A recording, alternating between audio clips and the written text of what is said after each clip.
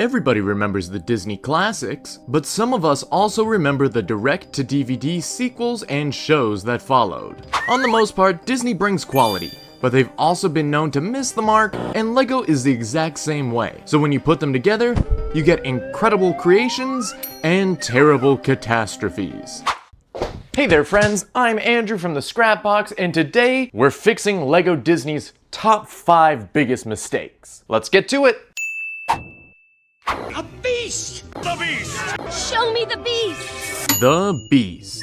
No, not you. I mean, technically you're owned by Disney, but we want to talk about this guy. Look at him. Now look at the Beast. Now back at him. Now back at the Beast. Hideously ugly. The Beast minifigure is only available in the Beauty and Beast castle set, which all in all is impeccable. Stunning architecture, a price to piece ratio you could take home to the parents, and a full ensemble. This is definitely on my list, even despite LEGO messing up one of the two titular characters. Let's break it down. Okay, I guess that's the level of editing we've got today. Legs. I'm pretty sure the Beast has giant clawed feet instead of essentially black pants and boots. Don't look at me, they're literally labeled as a boot pattern. Then we've got the size issue. No offense, but you look bigger on TV. The Beast towers over Belle in the movie, but they're the exact same size in LEGO form. We all know big figs would be way too big, but if only LEGO was actively producing figures of medium size. And then there's the face. What's wrong with my face? In the ultimate act of laziness, LEGO pulled straight from their Disney Princess line, known for large doughy eyes and smoothed out features. And instead of converting to standard LEGO design, LEGO went close enough. So how can it be fixed? Starting with the legs, we've got these bad boys seen on Gremlins and Werewolves in the past that would be perfect for the Beast. I'm not sure if LEGO would be able to dual mold the legs, but if not, they can definitely just print on the feet. Already looking better. For the face, just go a little bit like that, and add this and that, and done. That's all you had to do, LEGO. It's 1000% better. Now, currently LEGO is lacking in specific mid-fig molds, so officially nothing can be done about the size. But if you've seen this channel, you know I'm gonna recommend a mid-fig torso and arms. Now that is a beast worth raving about. Whoa, slow down, Maurice. Pinocchio! Pinocchio! Pinocchio! Pinocchio. You know what I loved about classic 1940 Disney film Pinocchio? The fact that Geppetto, Pinocchio, and Jiminy were all practically the same size. Wait, that's not right. Is it because Geppetto is a man, Pinocchio is a puppet, and Jiminy is a literal cricket? Well, nobody told LEGO and they came out with these guys. So wrong. Personally, this guy irks me because he doesn't fit in my Disney diorama. But in 2023, when these came out, these microdoll sets were heavily pushed by LEGO, and does that look puppet-sized to you? Hold on, just destroy the cursed cube, add a little cylinder, round things off, a little bit of this and that, add a hat, and interesting. Will there be people in the comments arguing, you can't have Pinocchio be a different type of minifigure, LEGO would never do that, while conveniently forgetting the hundreds of times LEGO has done exactly that? Unfortunately. Now, I'm not sure how well this would work as CMFs, but overall, this Pinocchio is much more Pinocchio than this. And as for Jiminy, I'll smash it with a hammer. but really a custom mold would probably have been a lot better. $999. Dead people in the backyard. I'm not afraid of a couple ghosts. The Haunted Mansion. Everybody who's been to a Disney park knows the Haunted Mansion. Cheerful and spooky fun where the happy haunts are waiting just for you. They've got classic characters such as Madame Leota, Constance the Bride, the Hatbox Ghost, and of course, the Hitchhikers.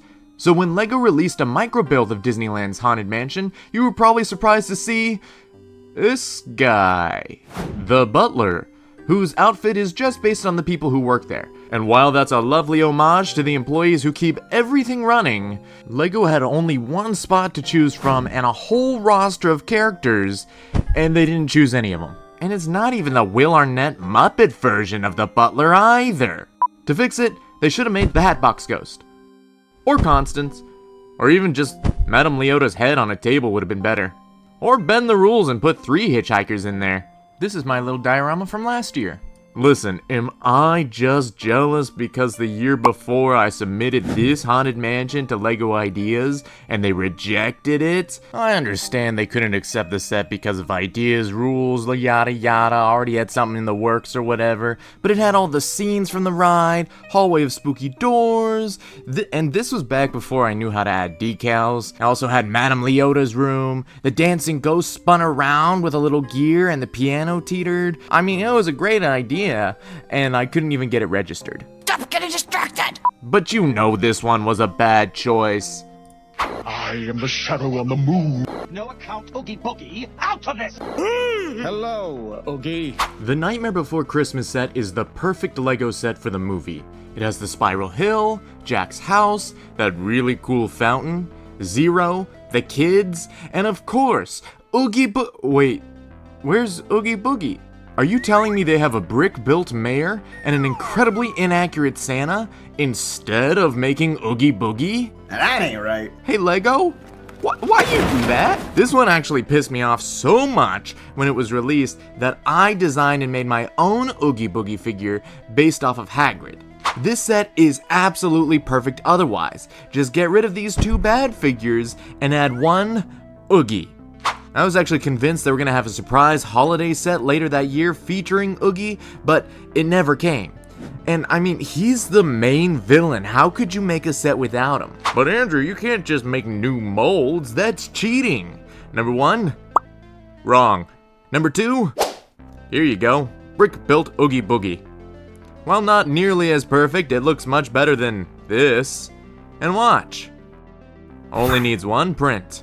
I think this would have been a much better addition than the other two. And then don't even get me started on the kids' lack of masks.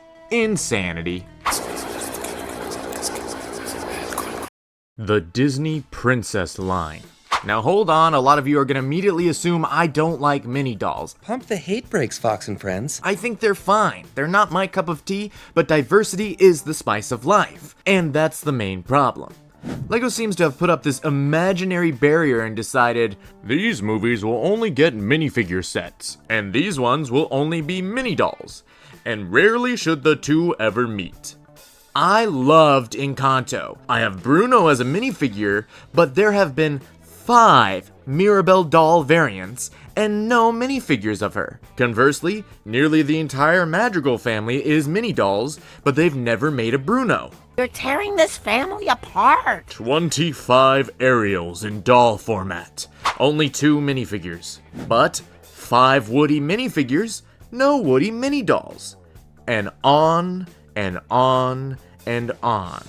What I'm trying to say is, LEGO, you had an entire movie about figures and dolls joining together, but now you gotta act on it. Let's mix it up a little. Plus, personally, as an adult who makes figures and dioramas, it's devastating to see the sheer amount of unique and frankly better items locked behind the Princess or Friends logo. Give it to me. The worst part is, Disney minifigures are usually at a much higher price point, making them more difficult to obtain. Is the Cruella cart a step in the right direction? Maybe.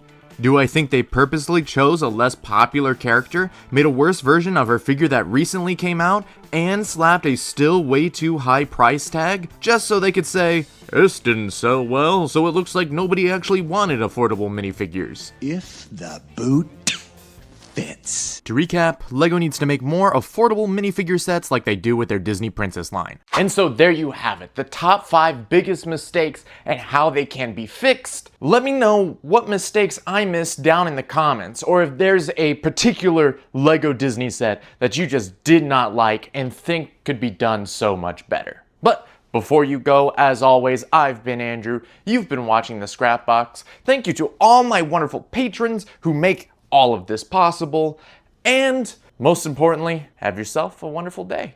All right, I'll see you later. Bye.